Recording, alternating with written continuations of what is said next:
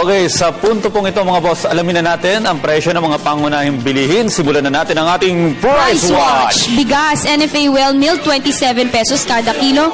Ang NFA premium naman ay 32 pesos kada kilo. Ang well milled, 42 pesos. Ang premium, 44 pesos. At ang paborito ni Jules na regular, 38 pesos kada kilo. Pero hindi tayo nag-rice, alam mo, Boracay tayo. Ang next right. naman dyan, karne at manok, baboy, 180 pesos. 260 pesos, manok, 120 pesos at itlog, 4 pesos and 80 centavos. Uy, nagmura ulit ang itlog. Sa isda naman, ang bangus, 130 pesos per kilo. Ang tilapia, 90 pesos per kilo. At ang Gigi o galunggong, 100 pesos per kilo.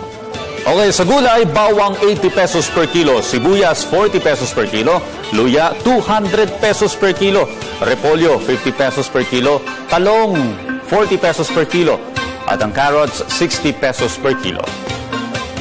Para naman sa lahat ng fruit lovers, 55 pesos per kilo, kalamansi 60 per kilo, papaya 30 per kilo, mangga 90 per kilo at kamatis 40 per kilo.